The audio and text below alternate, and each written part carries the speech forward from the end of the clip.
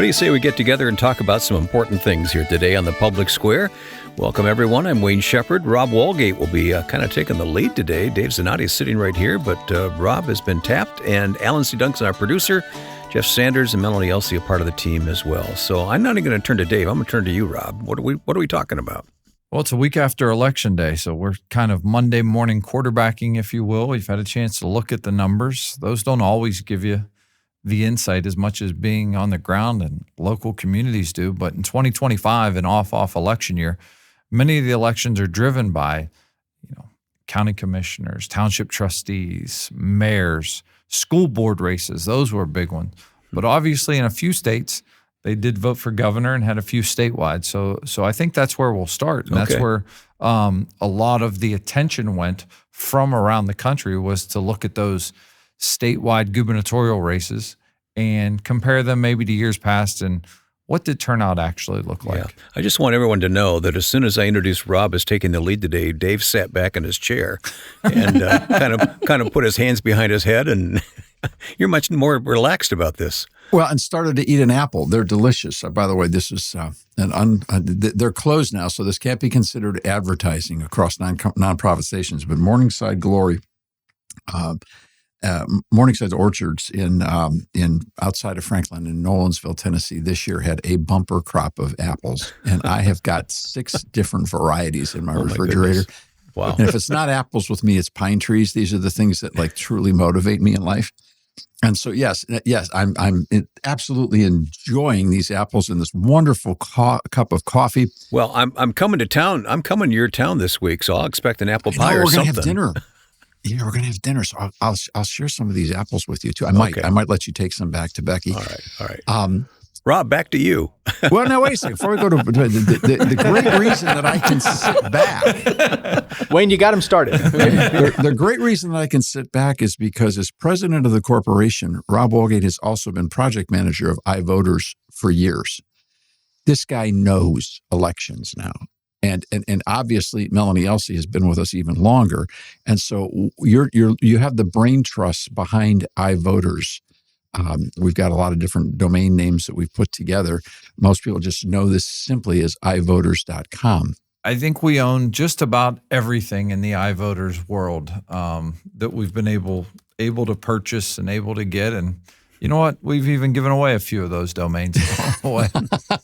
So we've got the wonderful site and the wonderful technology behind that site. But what goes with that, Wayne, is the training of understanding how elections work, the timings, the seasons, the precincts, the probabilities, not depending on simply pollsters, but having knowledge from on the ground. So, yeah, when it comes times to election, it is a wonderful knowledge that this organization has a brain trust with many years of experience going back to 1998 when we first took an online site to the internet. Very few people, we were one of the very first who ever did it. So yeah, when Rob's talking elections and he's got Melanie aside, I'm eating an apple. Go ahead, guys. Okay. I'm All right. Oh, I do have one question. How do we pronounce the name of the mayor of New York? Let's do it once all together so then we have that straightened out.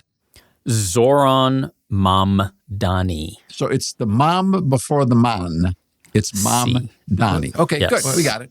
Correct. Well, that is not how they pronounce it on the Saturday Night Live skit of the debate. Well, there you go. We'll say that. That's definitive. We'll leave it there. Okay. Well, and in full disclosure, I hate to say this, but I'll say it on the air. And I notice how I turn to Melanie when I'm ready to give a confession. Yeah. Election Day 2025 was the latest in the day that I ever voted. Polls closed where I live at 7:30. I walked in at 7:07 with my daughter, took Rosie, she's 13, but I wanted her to experience it. I think one of the things we need to do is take our kids to the polls, because Election Day can be intimidating if you've never done it before. So I always try and take mine so they can see how the process works, see what it looks like, see what. Now, I really didn't appreciate her standing next to me and loudly announcing, "Why are you voting no on that?"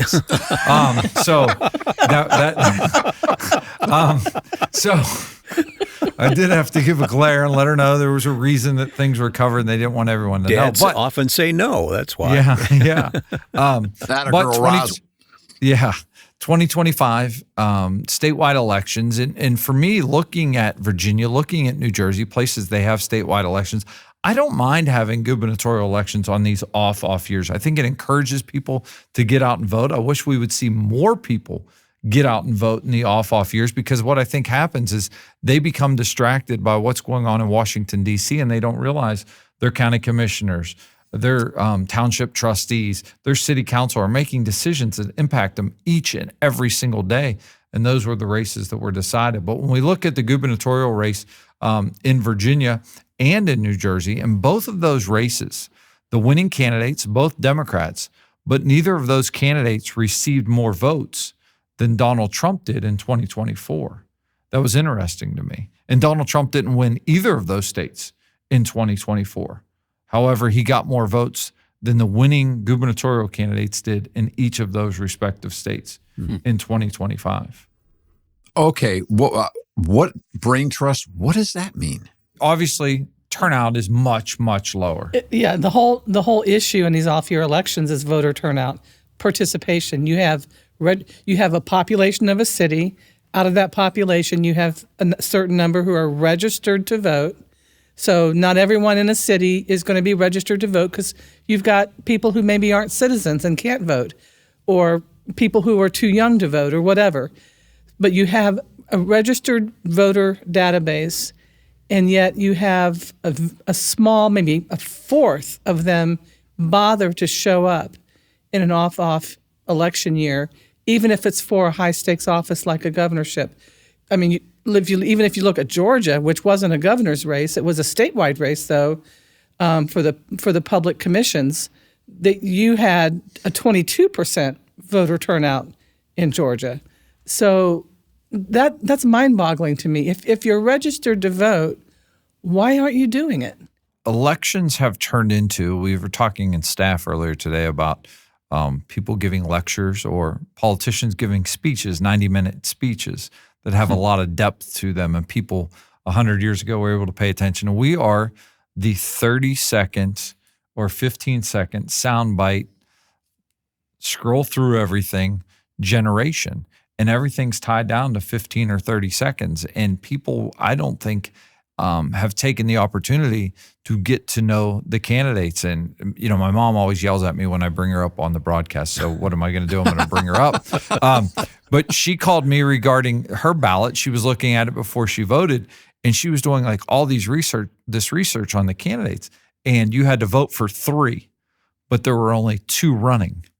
And I'm like, well, Mom, it doesn't matter. Like, they're going to get in. She was like, well, I'm not voting for them unless I agree with them. I said, well, you don't have to vote for either of them, and you can move on to the next race. She was like, well, I want to know who's being elected. Like, so she's lecturing me on that you need to even be more educated on all of the candidates. Well, I'm going to come back with a shout out to your mom, because she did some research. Yeah. You know, how many people walk into the poll and have not even looked at who's going to be on their ballot?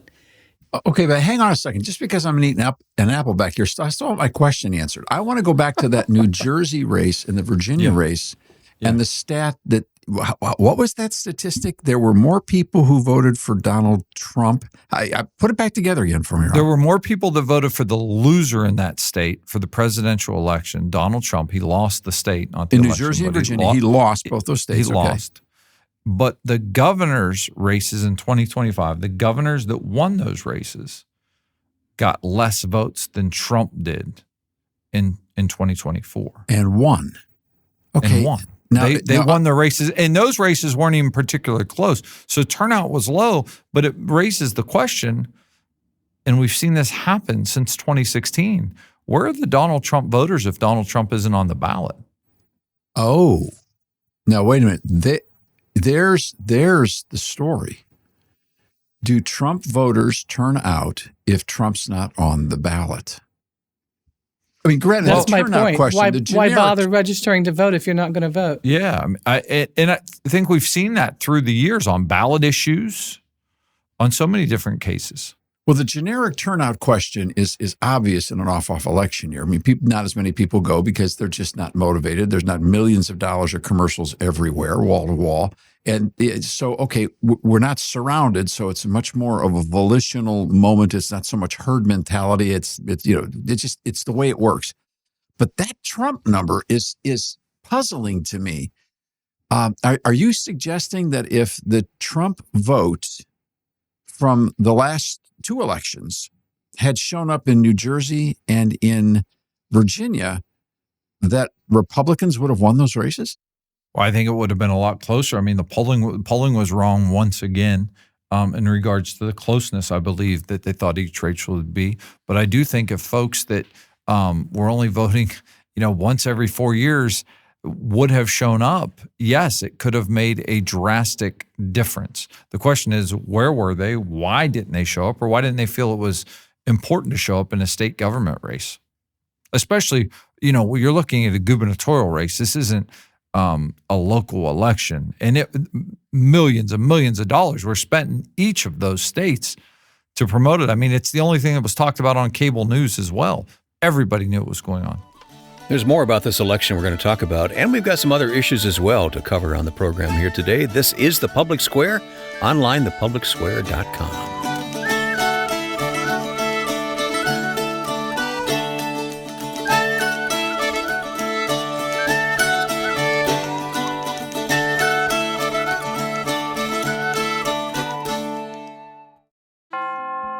If you count the words of the Declaration of Independence, every word on the page, the total count is 1,458 words. The word revolution never appears in the Declaration. For a free copy of the Declaration, please visit thepublicsquare.com.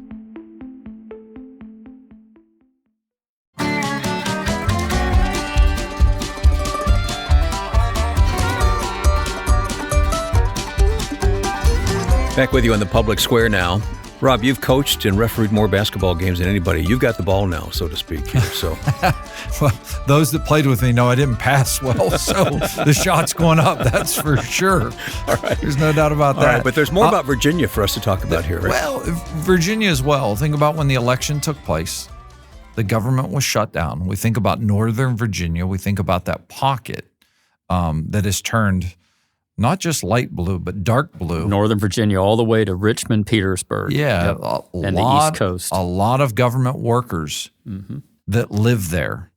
And I think there's no doubt which way they would align or fall. And they fell in line in voting for the Democrat candidate, not only for governor, but all the way down ticket. I mean, Jay Jones running for attorney general was involved in a scandal where some texts were leaked. He said some things that were pretty outrageous and raised a lot of eyebrows. And you're like, oh my goodness, do you want the guy who said that to be your attorney general? He still won. And all the polling I saw leading up had him losing, but he still won his race. In his remarks, he was encouraging the murdering of a political opponent and his children. And then he said he would go to the bathroom on the guy's grave. Yeah, it was bad. I mean, come on, folks. Bad. Well, and I think that even furthering, as if that wasn't bad enough, the person he was texting with kept trying to Get give him out him of an it. out and say, Yeah. obviously you don't mean that.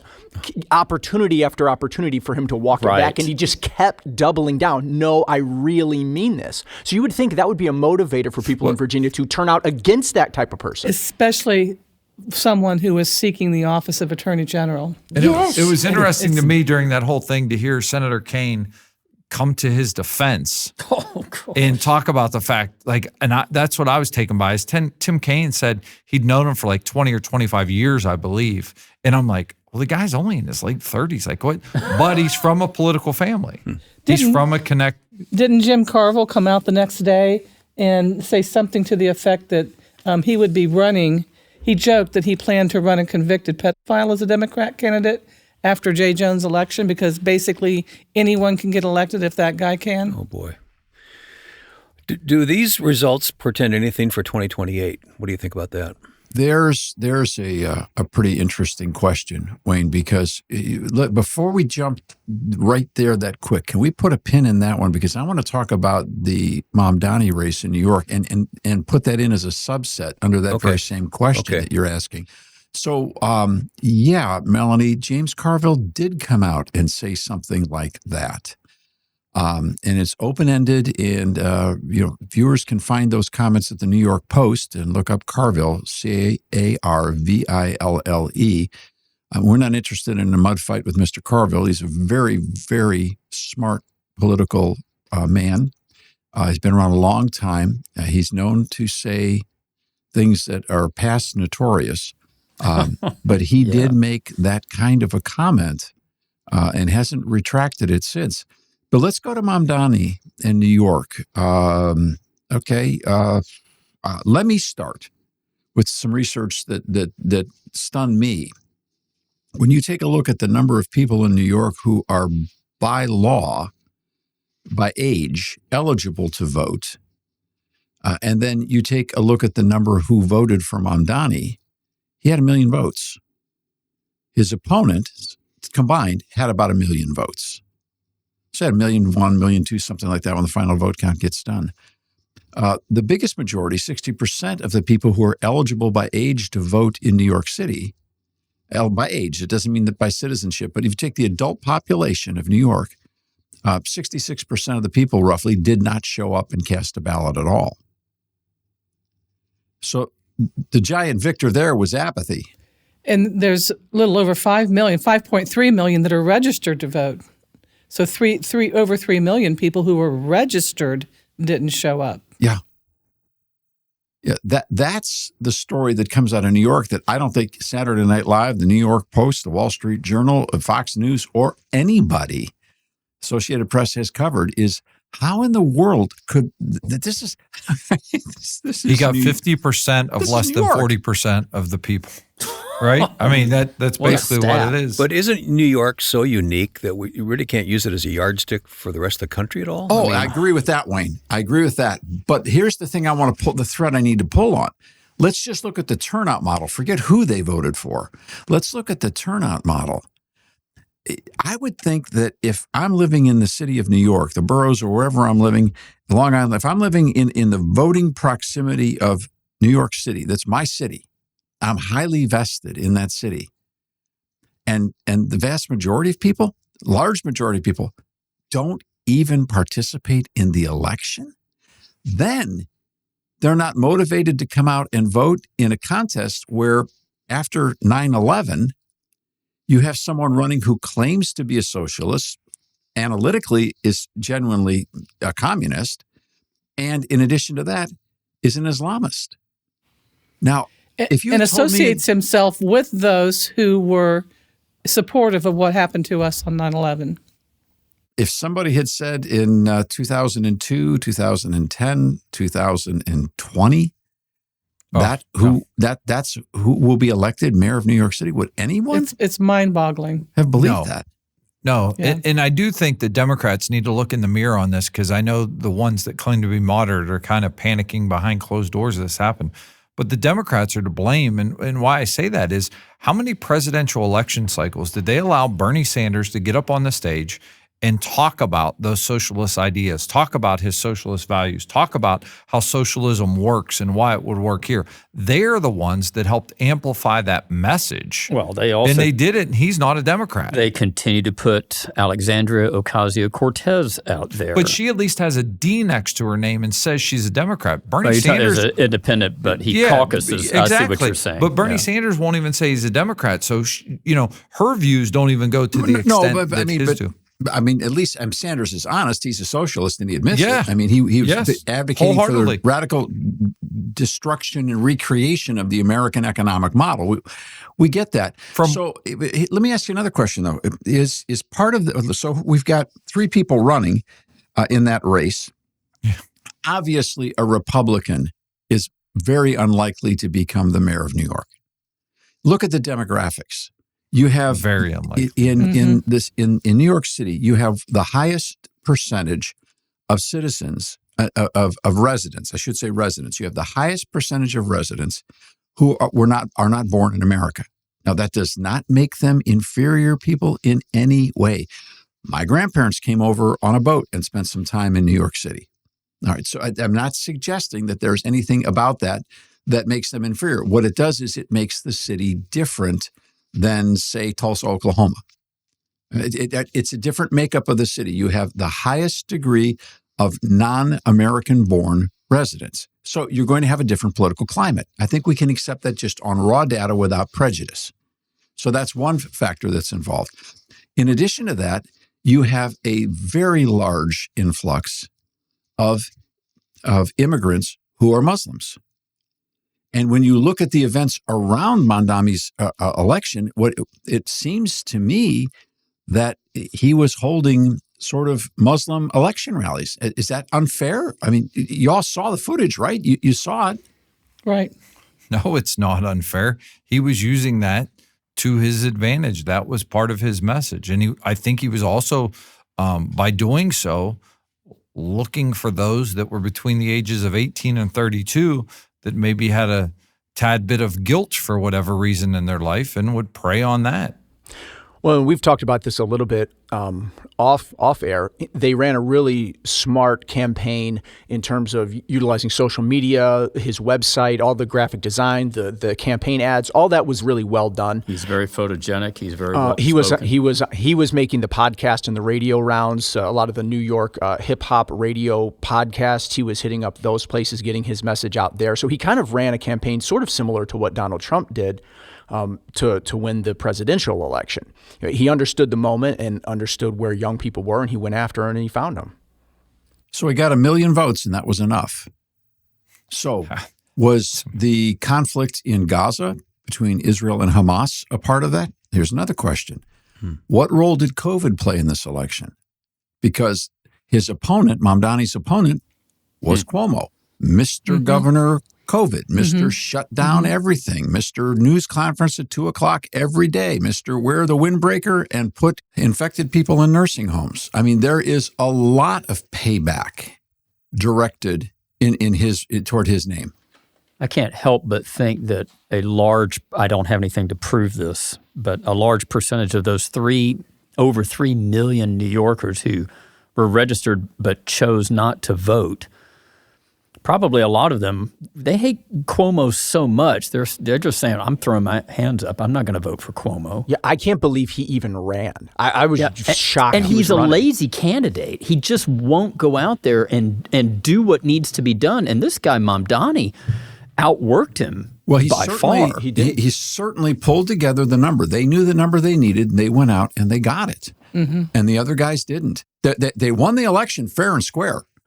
Well, I think his platform was important, too. He ran on housing affordability. In the year 2025 in New York City, he ran on housing affordability. That makes sense as a platform. That's something that's got to hurt a lot of people. I think we're going to see something. The problem is the economics of it don't work. And when they interviewed the men, and I know you know that, but when they interviewed the man on the street people and they were talking to him about the money and where that would come from, and they know they got to go to Albany, and Albany's not going to give them the money that is going to be needed to put these policies into place. No, it's not going to work, but I'm talking about it as a platform talking point. It's hitting on a pressure point that a lot of people have. I think we're going to see something similar in Georgia in the next governor's election next year, because you have I would call her a Mamdani light, Ruwa woman who is also Democratic Socialists of America. She's also endorsed by the Working Families Party.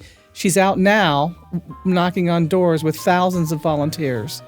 And so I think, New York may be a preview of other statewides in the future.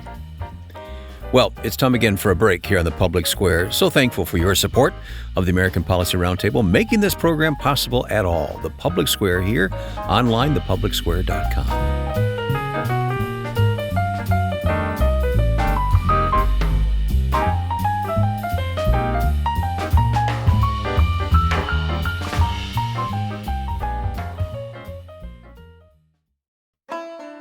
Every day, people across the nation contribute to the mission of the Public Square. Because of those gifts, this broadcast is now heard on the radio coast to coast every day. Thousands are finding the path to true liberty every day because of the support of listeners just like you. Your gifts of any and every size are reaching lives today. Thank you for your support.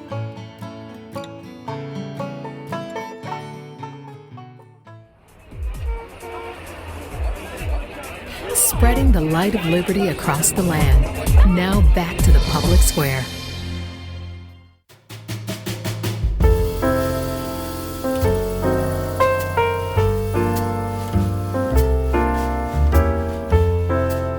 Well, once again in the public square, we should have recorded the break here, actually, but we're gonna catch up with you here.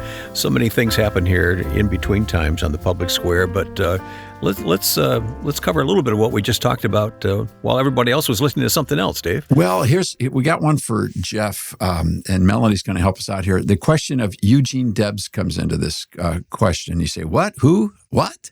Wasn't he the beatnik on TV? Yeah, who's? Yeah, no, not related to Maynard G. Krebs in the Dobie Gillis show. No. So, Melanie, on election night, the first sentence of Mayor Mamdani's speech was quoting a prior American politician. The speech begins, "Thank you, my friends. The sun may have set over our city this evening, but as Eugene Debs once said, I can see the dawn of a better day for humanity." Jeff? Heavens. Yeah, how you think? What are you thinking about Eugene Debs reappearing? Okay, Eugene. Give us the history of Mr. Debs.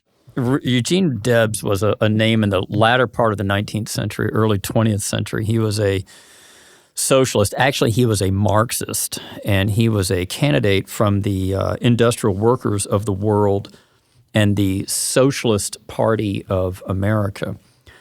He lost every time, thankfully. But he ran for the presidency at least 3 times, right? 5 times, actually. Yeah. Okay. Yeah, 5 times. And he lost every time, thankfully.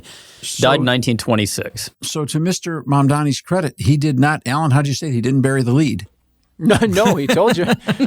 He cited his sources. He's a Marxist, and he's not ashamed of it. He's doubling down. He's going to bring Marxism to New York City, and the people of New York City will now be a laboratory for Marxism from the mayor's office down, and we'll see what happens. It was their election. Well, there's always pushback. Whenever Marxists come in and they say they have all these grand schemes and theories which have never worked ever. And they said, we're going to have free this and free that. Well, first of all, people are not going to take it lying down that their businesses are taken away from them. And then, you'll have, free food.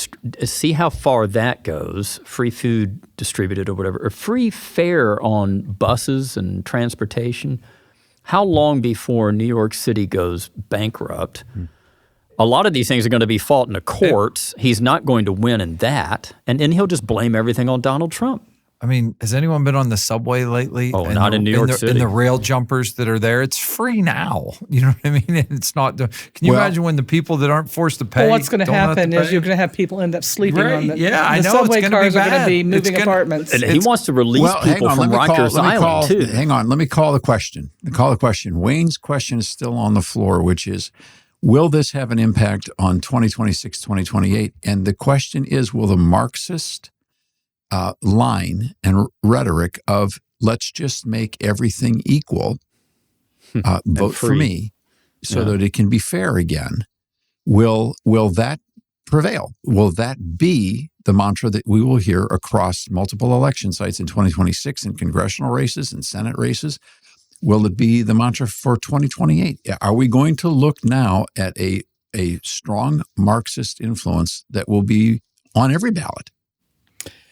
I think 2026 is going to come too quickly for the full ramifications to be played out in what Mamdani wants to accomplish.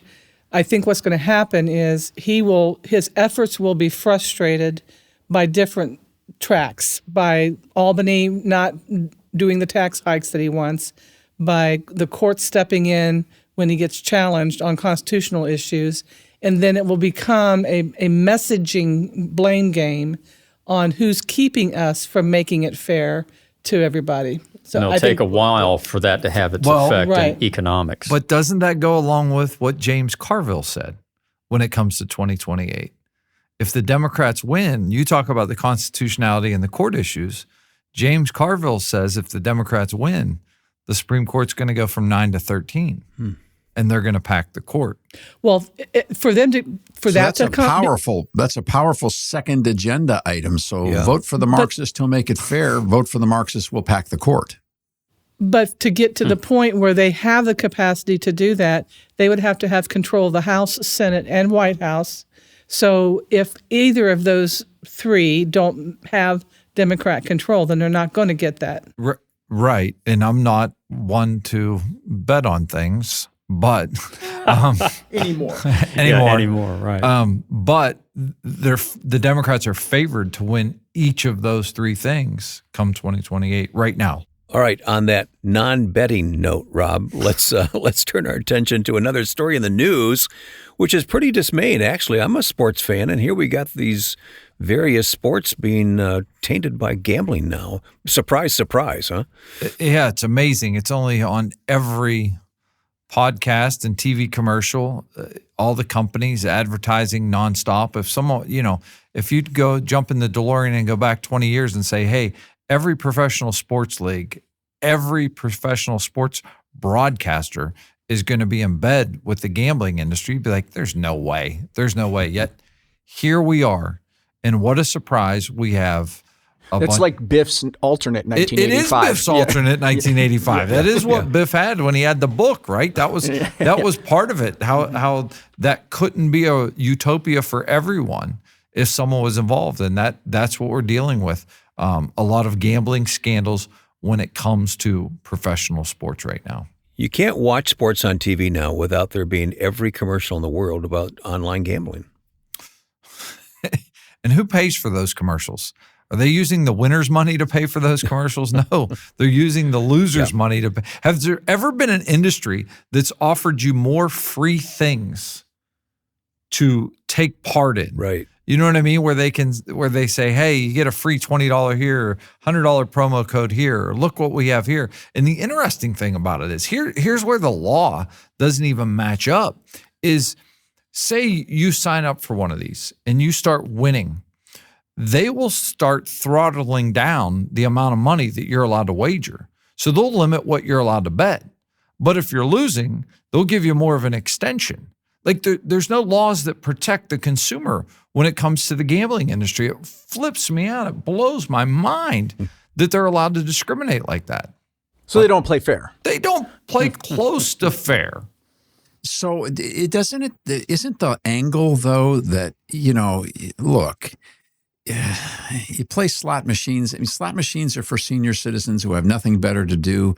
And who cares how much money they lose? They're not going anywhere anyways. All right, they sit in front of and pull the lever, and pull the lever. Okay. Okay, now if you think you're a hot shot playing blackjack, okay, just, you're going to, then you got that table, you're going to play roulette. All right. And if you think you're a whale, this doesn't relate to you. And so the casino world is what everyone's got in their mind. You come over to sports wagering. Now you're back with my people, okay? Now we're back to the people coming into New York City through the Padron system and deciding they're going to go work with a shovel in their hands or they're going to follow the people that are into organized crime. And the organized crime and the books have always been a part of the mafia. Well, that, by the way, plays into this story as well. And the idea is you probably got a better chance in sports wagering because A, you can get a tip. B, if you've played the sport, you may have inside knowledge. C, you can pay somebody under the table to take a dive. Okay, I mean, how many movies are there about a fighter taking a dive? So doesn't it seem, Rob, like there's the illusion that sports gambling is a sharper pencil? A little bit, but there's that built-in market. And when we come back after the break, we'll talk about that built-in market and we'll talk about how they draw you in and keep you hooked with a different type of drug. Hey, it's right there on your smartphone. They make it so easy. Yeah. All right, we'll continue this topic on The Public Square next. If you'd like to share this program, just pass around the link to thepublicsquare.com.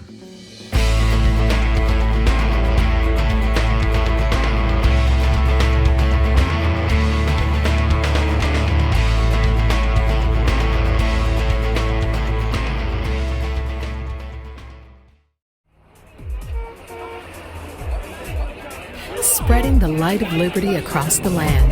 Now back to the public square.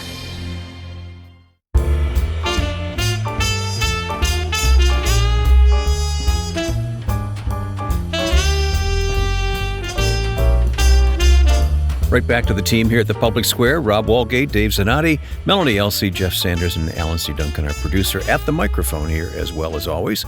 The topic of the moment is gambling. Boy, it is. I mean, it's close to home now, isn't it? It's people we know their names, players, coaches. Yeah, players, coaches. You know, Dave, you talked about your people in the last segment, and you were referring to Italian ancestry, I believe. And you can use any words you want. We've been called all of it, so it's okay. I'm good. I feel like I'm walking on thin ice here. You know, you get nervous, that sweat going when you're like, oh, don't mess this one up. Number one movie in American history is The Godfather. Everybody knows the plot line here, Rob. We're okay. So let's talk about Italians don't get offended. That's the difference. No, of course we don't get offended because we're raised Roman Catholic, which means we're responsible for all the guilt in the human world. It's all our fault anyhow. Yeah, there you go. They were involved recently with an FBI press conference and some indictments that were handed down in regards to gambling. What was interesting to me is the FBI kind of tied a couple things together. I'm not sure once they dive in they were related, but it got great PR, it got great publicity, and it gave people a look into that world and what was happening. The first side of that was the fact that allegedly, the mafia was involved in help organizing card games where people would come to play and they would pay extra amounts of money to be able to sit at a table and play with someone that was famous. They thought they were paying for the right to be in the room with that famous person. Now, the one NBA head coach that's been named that has been in the room at those has been Chauncey Billups. He's the name that's been in the headlines. So people thought they were having the opportunity to go play cards with Chauncey Billups. However, those people didn't know the game was rigged. Some people had on special glasses that could read marked cards. Some people X-ray tables. Yeah, the tables were X-ray. So many different ways. The game was rigged. The only one that was just winning. When you thought we just wore fedoras and smoked cigars, we have X-ray glasses now. See, high tech. So that Can we put that to some good use? Come on. So, Chauncey Billups being accused there, and that was held in the same time as a press conference talking about Terry Rozier, NBA basketball player. Full disclosure, I refereed a number of Terry Rozier's high school basketball games. What an amazing talent he was. He went to play college basketball in Louisville, at the University of Louisville, and has had an amazing NBA career, has made well over $100 million, plenty of money.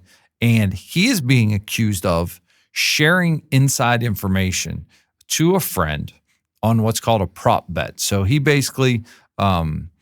he's being accused of telling a friend he wasn't going to play much in a game later that day, and then people then were supposed to bet the under on how many points he would score, things of that nature, and they were able to make money, and he did exit the game that evening, and a lot of money was made. Now, the NBA investigated that claim. They investigated a number of claims. They investigated, I believe his name was Jonte Porter, who's suspended for life from the NBA, being accused of rigging games and prop bets and other things as well. So the NBA investigated Rozier.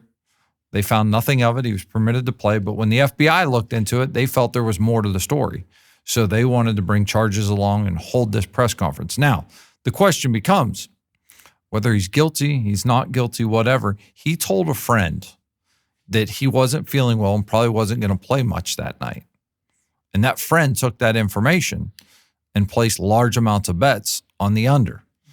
And that friend happened to be right. So the question does become, if it was innocent, are NBA players not allowed to tell their friends that they're feeling well? Number one. Number two, do we really need to have the ability to gamble on how many points someone scores, on how many assists, on how many rebounds? These prop bets are what are driving it. Not only this case, but the Major League Baseball case, I know we will get into as well. So I have a question, Rob.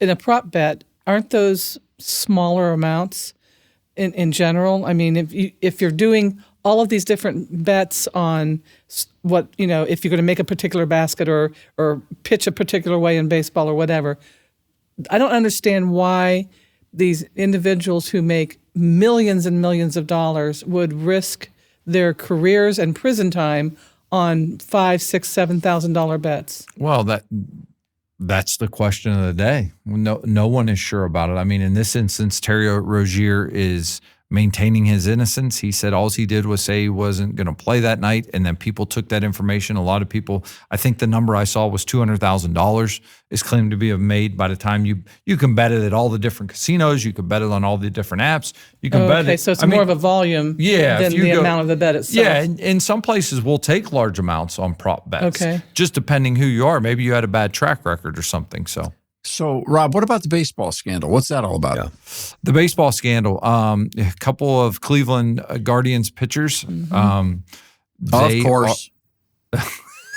Yeah, it wouldn't have happened if they were Indians, right? Yeah, they have been indicted on throwing a couple pitches in different ball games that they were they were throwing for balls because they knew that large money was going to be wagered on them to be balls and not strikes. In one instance, Wait, we're talking about prop bets on balls and strikes? Yeah, prop bets on balls and strikes. Now, in one instance, there's one article I read that said, one of the pitches actually was a strike because the batter swung at it. I'm not sure if it was a hit and run or the batter just swung at a bad pitch, but the batter swung, and there was a text, the FBI has a text back and forth between the pitcher and the guy that he agreed to throw the ball with, and they were, kind of sending funny gifs back and forth about it, like laughing about the pitch that was swung at. So it's amazing to me. And in that instance, Melanie, the rumor is that $5,000 was paid for each pitch they would throw out. There was one player that did it, and then he brought along another player in June of this year to do it. And when you see some of the pitches, I don't know if they're the exact pitches that he was supposed to throw his ball, but the one they always show on television, I mean, the mound's 60 feet 6 inches. This one had to go about 52 feet. I mean, it's not even close. But if Ortiz and Clase are doing the managing of how they're pitching, are they not betting? Other people are betting. Other people are betting. So how are they getting money off of? They're paid for the tips. And it's highly illegal to do anything. What was interesting is in the indictment you can read, I think it says 62 years is the possibility for jail time. I'm like, what in the world? They should have decades in prison. 4 different charges, and 3 of them are 20 years. If they're served, consecutively, and then another 5 years. They're in big trouble. And listen, they are going to make examples of these guys. There's no doubt about that. Sure. They're going to make examples to try and curb it. Now, you have some people out there that say, well, let's applaud the gambling industry because they're the ones who can catch this because they see the analytics, they see the algorithms, they know what's happening. They're the ones that says, hey, there's suspicious activity. Wait a minute. I'm not willing to give the gambling industry any credit for this. They're the ones that created the problem. Right on. We couldn't go down the street to Dave's friends and place a bet on whether a ball or a strike was going to be thrown on a prop bet. So I'm confused. It's the gambling industry's analysts that catch these? Yes. Not the FBI's analysts? The gambling analysts turn it over to law enforcement. The gambling companies say, hey, there's some unusual activity here. There's a high volume on this certain pitch. And they then turn it over for more. They turn it over to the league, I believe, first, who then can go a bit further. They want fairness on one side, but they will be unfair on the other, which is totally good point. Yeah. Good point. All right, I've got it, Rob. Question: we got to go to break. Is this now infecting sports at the collegiate level as well? I know we got to go to break. That's why I want to hear that one next.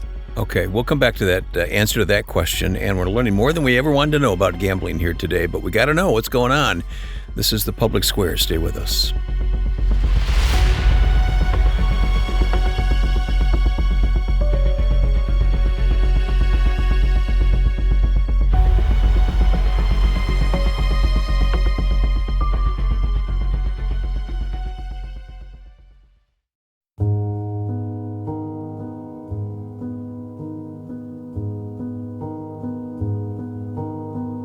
Back with you for a final segment of the Public Square today. Lively conversation with the team here. We've been talking about this tragedy of gambling and how it's come to the forefront in professional and even collegiate sports. We'll talk about the college scene in a moment, but Rob, you had a comment about integrity in the game. Well, the integrity of the game, and I don't want the leagues to act like they're taking the moral high ground, because let's face it, there's individuals that play in these leagues that are wife beaters and deadbeat dads and have tons of criminal record. They're still permitted to play in the league.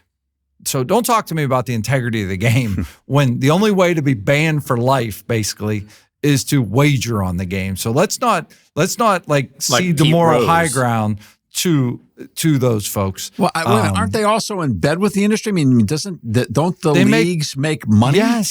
Yes, each and every day. You go on their websites, their official partners. It's also the conversation. Listen, my wife teaches high school kids. She can't tell you the amount of high school kids that have stolen their dad's license or stolen their dad's account info and gamble all the time on sports. I mean, it's going to be the addiction of our generation. Wow. Okay, what about the college sports? College sports. The NCAA recently put out a memo that allows college athletes to bet on pro sports. As crazy as that sounds. What? They were always anti-gambling. And to quote from Roberta Page, the director of athletics at Slippery Rock and chair of the Division II Management Council, this change recognizes the realities of today's sports environment without compromising our commitment to protecting the integrity of college competition or the well-being of student athletes. So you're telling me that you're going to have these college kids who played with kids that are now in the NBA that aren't going to text them, and that was part of the other part of the FBI cases.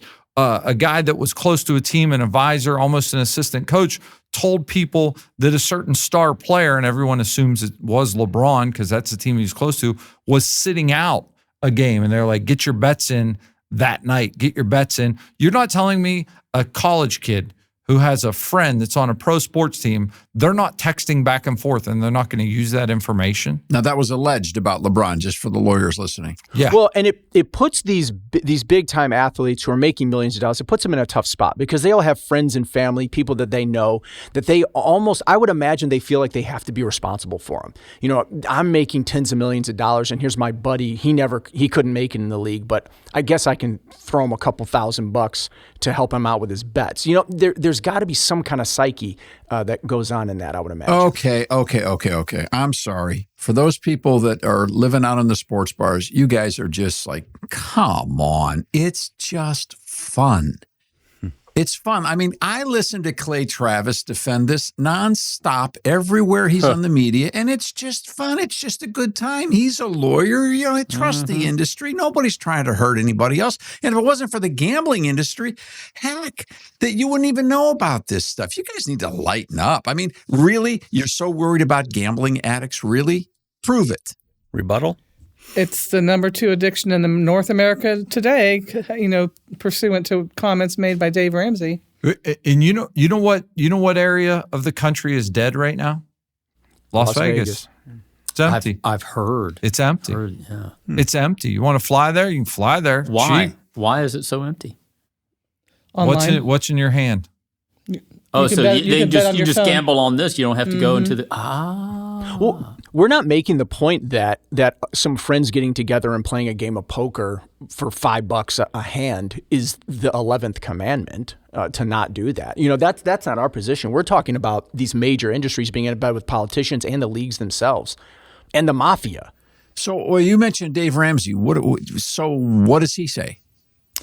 So his comment was, quote, "This is stupidity on steroids," end quote. He also said, quote, "You freaking idiots, selling out your own students who you're supposed to be caring for. The number 2 addiction in North America today and the fastest growing addiction in North America today is online gambling." $300,000 in debt on credit cards. His wife just found out, and it's all sports betting, which is probably the fastest growing addictive problem that we're running into in the money world right now. That's right. Out of control sports betting. You can bet on whether they're going to dance backwards or forwards after a touchdown. You can bet on anything, right? And they are betting on everything, and it's out of control. Some of you are losing your entire futures to betting on watching someone else earn a living. And to Alan's point on the, a harmless game of poker where you're playing for $5, to me, that's putting your toe in the water. And for some people, you might be able to stay at that level and just have fun. But for a lot of people, it is a movement in the direction of an addiction eventually. Wayne, we're going to have a lot of feedback on this, and we would like to welcome that feedback. People can visit us at thepublicsquare.com and leave comments. Some people are going to be very angry with us because we're interrupting a good time and once again proving that people of biblical faith are cosmic killjoys. Okay, go ahead and vent all you like. It's okay. We'll read it. But there are going to be other people who are going to write in and say, here's my story. And we would very much like to hear those stories. You do not have to identify yourself by address or anything else. You can use an anonymous name or letters. We're not trying to expose or dox anybody. We want to hear the stories of what's happening to people because I think they will startle the world. Well, one person has come forward, is sitting at the table with us. Rob, you've been open about the fact that as a young man, a very young man, this addiction grabbed you. I cannot imagine how much worse it would have been had I had access at my fingertips. Had you had a casino in your pocket? Yeah, if I had a casino in my pocket, with the access to credit, I managed to bounce a check in my dad's name, and I didn't have a credit card of his. If I would have been able to steal credit cards, and I can't imagine. I'm thankful that I ran into the wall and was able to find Jesus 25 years ago when I did it. I can't imagine it happening today. But I think, the gambling industry, to speak of that $5, that person that says, I play $5, I play $10, I play $20, the gambling industry doesn't want those people. Those people don't even play enough to pay for the app. They don't want those. They need people to lose paychecks. That's what they need. They need people to lose paychecks. And there's been people that have come forward. There's lawsuits that are taking place and happening where some of these people in the gambling companies have then called on people when they've stopped playing and say, hey, we can offer you more free credit. Why have you stopped? Because that's the lure. That's the hook.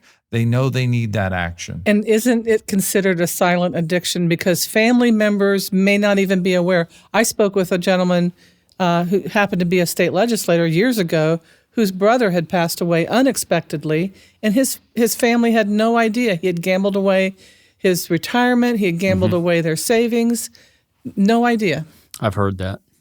Yeah. From other stories. If someone's on drugs or an alcoholic, you can tell and you can see a change in behavior, and it may be after $5,000 or $10,000 or $20,000. You could be $500,000 in debt before a gambler lets you know something's going on. Well, because the gambling industry it's not a product. What's their overhead? They don't have to make anything. If you're an alcohol company, you have to make the alcohol. You have to ship it to a place. Just one app. Done. One app. Wow. And using other people's performance to make your money. It's very predatory. Yeah, it's like those little tiny fish that swim with the sharks. Yeah. They just eat off its crumbs. So who wants to cap this today? Well, I want to hear people's stories. We need to hear your stories. And if it's outrage because you're convinced that there's nothing wrong with this, and okay, fine, please, prove us wrong. Help us out. The truth is, you're not going to win that debate. We both know it. But if you feel better making it, fine. The truth is, this is the same NCAA that literally destroyed the Ohio State University program and put Jim Tressel into prosecution over tattoos and players. This is the same NCAA that blew up that program over the minuscule transfer of dollars over tattoos, and today they're telling their athletes, go bet pro sports, we don't care. Yikes. All right, we would like to hear from you. Use our website, thepublicsquare.com. Thank you all.